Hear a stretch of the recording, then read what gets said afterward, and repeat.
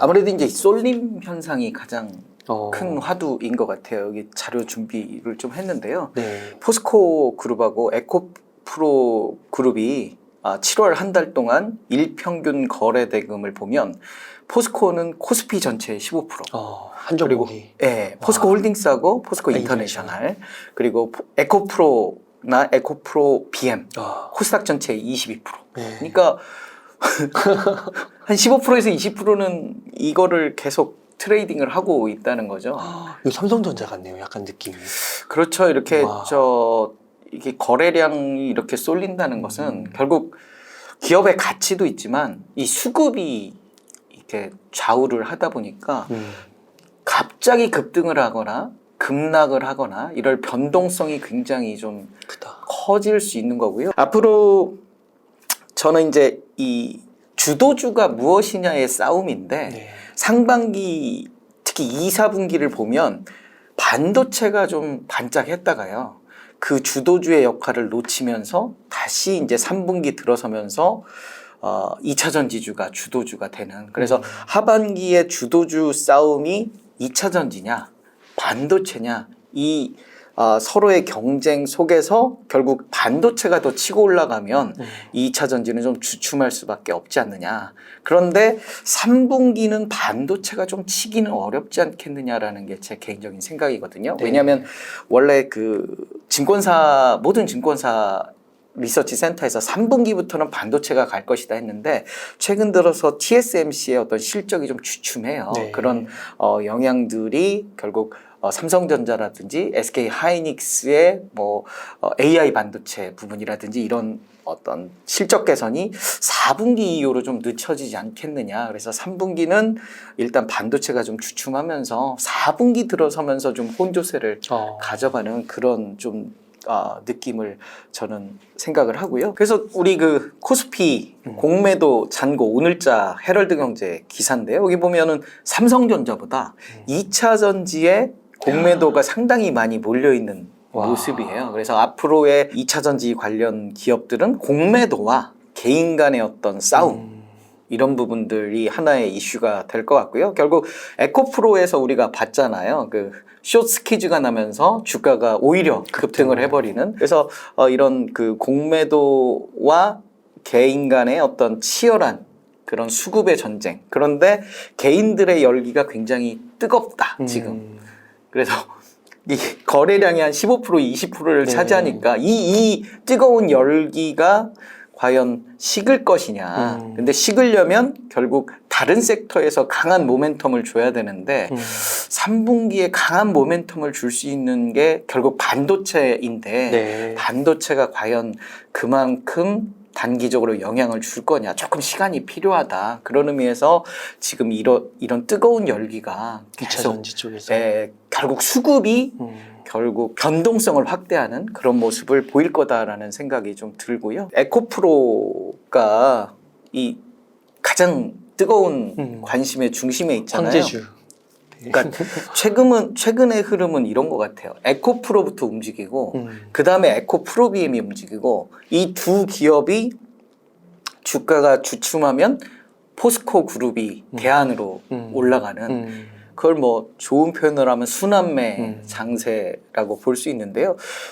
정교하다고 해야 되나 교묘하다고 해야 되나 어찌됐든 투자 경고 종목을 가지 않으면서 계속 올라가고 있거든요. 네. 그러니까 지난주에도 가만히 내비두면 투자 경고 종목에 다 지정이 되는 그런 상황이었거든요. 경고 종목은 어떤 기준으로 들어가요? 그러니까 투자 경고 종목 지정은 이제 3일 전 대비 몇 프로, 5일 전 대비 몇 프로, 이런 식으로 해서 15일 전 대비 몇 프로 이렇게 급등을 하면 거래소가 투자 경고 종목 지정 예고를 하고요. 그럼에도 불구하고 더 급등을 하면 투자 경고 종목으로 지정이 되거든요.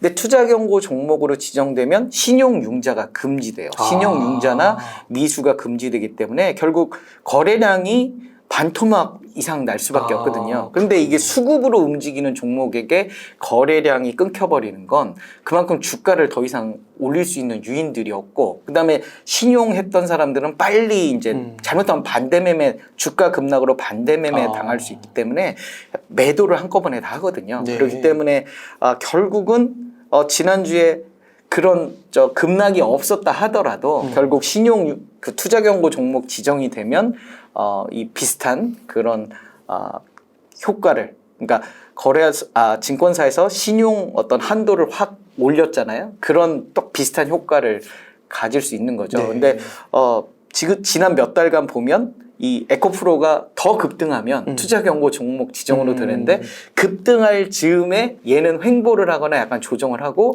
나머지 종목들에 가서 또 올려서 눈높이를 맞추는. 네. 그래서 일단 에코프로부터 시작하고 그 다음에 에코프로비엠이 오르고 그 다음에 포스코 퓨처엠이 오르고 포스코 홀딩스가 오르고 이렇게 다 오르면 다시 에코프로가 오르고 이런 식으로 이렇게 계속 주거니 받거니 하고 뭐 있거든요. 세력이 있는 건가요?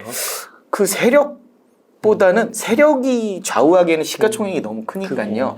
이게 이제 하나의 학습 효과가 돼버린 거죠. 그래서 사람들이 이제 더 이상 오르기에는 그러니까 단기간 여기에서 좀 버거우니까 그 다음에 이제 안 오른 게 상대적으로 어떤 거냐 이렇게 하면서 주거니 받거니 하면서 계속 오르는 그런 모습들을 보여주거든요. 에코프로 실적을 한번 보면 이 매출액이 꾸준하게 느는 모습을 보여줘요. 2022년 말 보면 한 5조 6천억 정도 매출액이 됐는데요.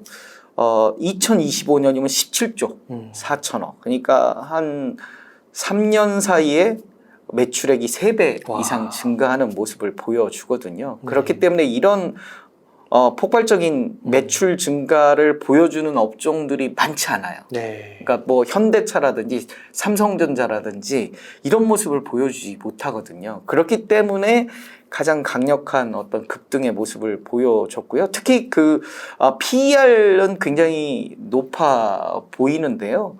중요한 건 이제 영업이익이 굉장히 증가하는 모습들을 보여주고 있거든요. 또 EV 에비타도 그렇게 높지 않은 그런 모습들을 보여줘서 이게 단순히 그냥 뭐 버블이다 네. 라고 단정하기에는 어떤 그 실적 개선이라는 너무 빠르군요. 요인들이 있는데 단기간에 과하게 올랐다라는 부분들과 수급이 너무 많이 몰린다 라는 부분들은 좀 감안을 하셔서 투자에 임하시면 좋을 것 같고요. 결국 이게 주가가 예상치 않은 그런 급등을 보일 수도, 이제 공매도가 계속 숏스퀴즈하고 그 거래량 쏠림 이러면서 변동성이 앞으로도 계속 갈 것 같고요. 일단 150만 원을 한번 찍었잖아요. 그러면 이제 150만 원이라는 고점을 사람들이 또 생각을 하기 때문에 그 고점까지는 또 이렇게 한번 대시를 해볼 수 있는 그런 또 유인들이 생기긴 했어요. 그리고 한번 손바뀜도 한번 있었고요, 지난주에. 그리고 어찌됐든 이렇게 주가가 한번 조정을 거치고 지금 올라온 상태이기 때문에 분위기 좋으면 또 이렇게 올라갈 수 있는 그런 요인들도 있고 뭐 그렇습니다. 그래서 일단 에코프로 같은 경우는 일단 수직 계열화가 잘 돼 있다라고 포스코 그룹과 함께 되어 있거든요. 그래서 양극재를 완성하는 데 있어서 여러 가지 그 뭐 수산화 리튬이라든지요, 그 전구체라든지 뭐 이런 일원화된 그 프로세스를 갖고 있기 때문에 이런 부분들이 이제 시장에서 상대적으로 긍정적인 모멘텀을 갖고 있는 것 같고요. 하반기에는 또 그 우리 머티리얼즈 자회사 뭐 3조 정도 시장에서 예측을 하는데요. 뭐 3, 4조 이상의 그 어떤 시가총액 가치를 갖는다 뭐 하는데 더 갈 수도 있죠. 뭐 그러니까 전구체가 양극재 전 단계에서 그 어떤 원재료라고 볼 수 있는데요. 그래서 이렇게 수직 계열화된 이 나머지 자회사들도 계속 상장할 수 있는 유인들이 있거든요. 그래서 당장 하반기에는 이 어찌됐든 머티리얼즈의 상장 부분, 그리고 8월 11일 날 MSCI의 지수 편입 있는데요. 오늘자 그 한국경제신문을 보면요, 에코프로가 MSCI 지수에 편입될 경우 1조 7,400억 정도의 신규 자금이 들어올 거다.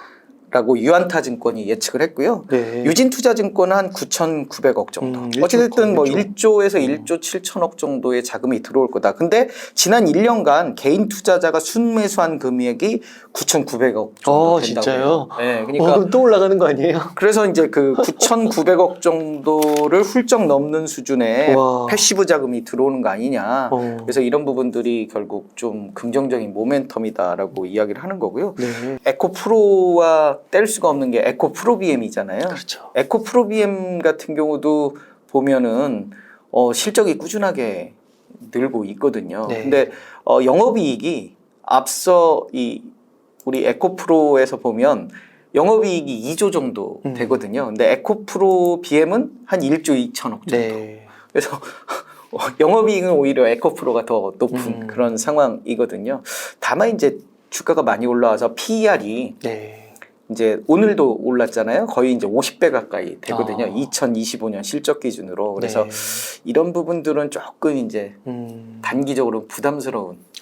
결국 이 2026년 실적 예측치가 나와줘야 이게 이제 PER이 더 낮아질 수 있거든요. 그래서 PER이 한 50배 정도 2025년 실적 기준으로 되어 있기 때문에 사실 2025년 실적만으로 놓고 봐서는 저렴하다라고 보긴 조금 어려운 상황이긴 한데 물론 수급이 계속 밀어오면서 이렇게 올린 거라서 그래서 만약에 이제 뜻하지 않은 악재가 나면 변동성이 좀 커질 수 있는 그런 부분들도 좀 생각을 하실 필요는 있겠다라고 말씀을 드리고요. 다만 이 에코프로비엠의 그 생산 능력 전망인데요.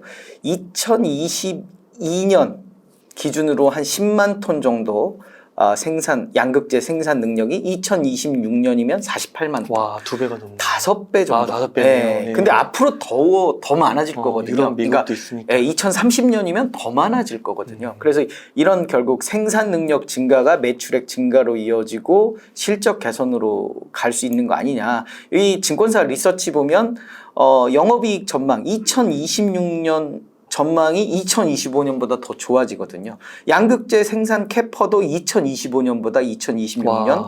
계속 좋아지는 네. 이런 분위기이기 때문에 이런 것들을 감안한다고 보면 지금 PER 한 50배가 2026년 더 기준으로는 뭐 줄어들겠네요. 40배라든지 30배라든지 이렇게 가는 거기 때문에 와. 뭐 그런 측면에서는 뭐 계속 지금 이 괜찮네요. 실적 기준으로 계속 가고 있는 거 아니냐라고 볼 수 있는 거고요. 지난해 이제 그 미국 자동차 판매량 중에 전기차의 판매 비중이 6%예요. 네. 그러니까 94%는 내연기관을 쓴 거거든요.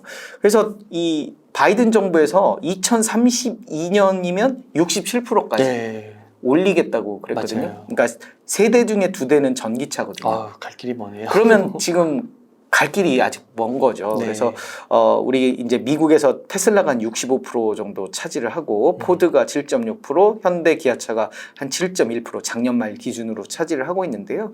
그래서 이 어떤 앞으로 한 67%까지 가야 될 길이 많기 때문에 네. 이 결국 이 에코프로비엠이라든지 결국 에코프로비엠의 어떤 실적이 에코프로에 계속 이 적용을 받을 수밖에 없는 그런 상황이거든요. 그래서 에코프로비엠의 어떤 이런 실적 성장세 이런 네. 부분들이 결국 에코프로라든지 훈풍을 가져오는 거 아니냐. 다만 단기적으로는 쏠림 현상에 네. 의해서 급등을 했기 때문에 변동성은 좀 조심하면서 혹여모를 급락에 적극적인 좀 매수 관점으로 접근해 보는 게 어떻겠냐라고 말씀을 드려요. 혹시 어떤 사셨는지 공개하셨나요? 종목도?